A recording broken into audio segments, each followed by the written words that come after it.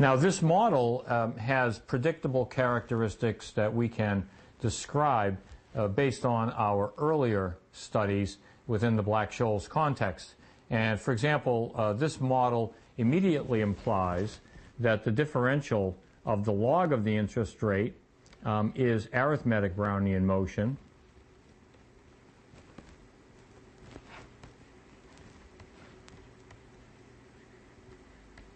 At the square. So the differential of the log is arithmetic Brownian motion. And from this, we can conclude that the short-term interest rate at time t is the short-term interest rate at time 0 with a normally distributed exponential.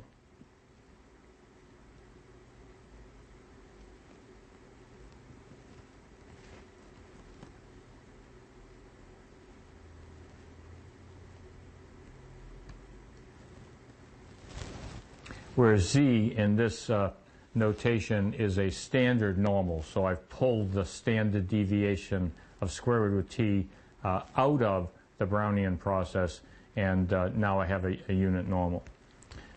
We can also write this as R0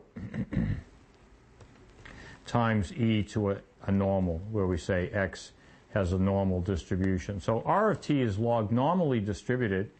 It has a mean that depends on t, of course, and it has a variance that depends on t. And by determining a and sigma, we can have this we can have the interest rate on average drift positively, or on average stay flat by making a equal to a half sigma squared, or drift negatively. So we have some flexibility.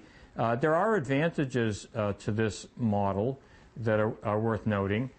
One is that the interest rates are never negative. One of the properties of the log normal distribution is that it is supported on the positive reals. The other one is that we can see that the volatility is proportional to R. One of the nice features of geometric Brownian motion that we enjoyed in the stock model was that when prices are high, volatility is greater in absolute terms.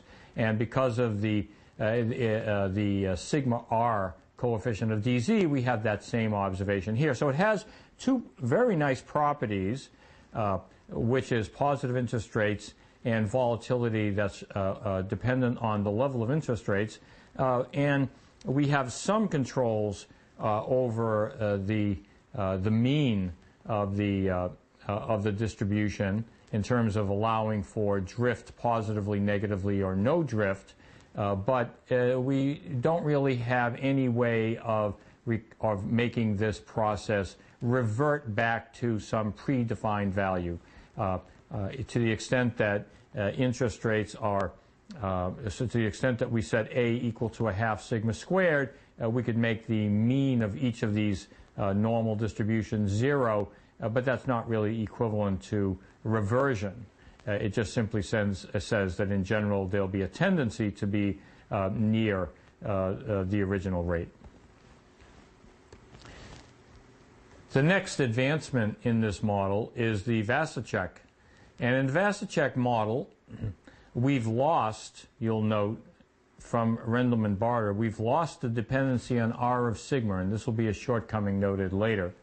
But we've picked up mean reversion. This is an Ornstein-Uhlenbeck process.